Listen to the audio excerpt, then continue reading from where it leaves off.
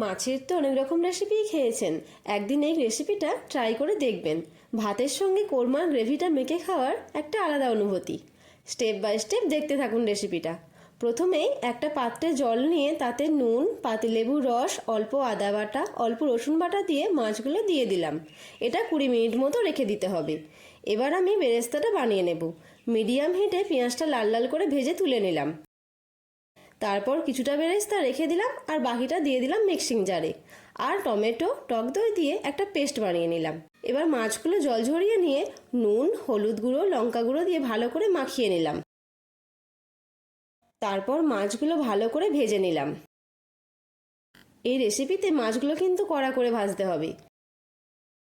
এবার মাছ ভাজার তেলে একটা বড় এলাচ, ছোট এলাচ আর শাহাজিরে ফোড়ন দিয়ে দিলাম।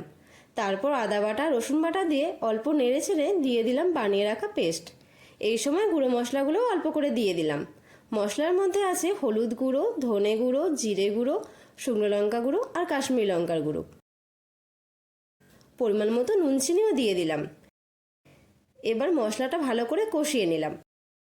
মশলা থেকে তেল ছেড়ে দিলে দিয়ে দিলাম মিক্সির বাটি ধোয়া জল আর হাফ কাপ মতো দুধ। গ্রেভিটা ফুটে গেলে ভাজা মাছগুলোও দিয়ে দিলাম। এবার উপর থেকে বেরেস্তা ছড়িয়ে আরও কিছুক্ষণ হতে দিলাম। তারপর গরম মশলাগুলো আর ঘি ছড়িয়ে আরও 2 মিনিট মতো ফুটিয়ে পরিবেশন করলাম মাছের কোরমা।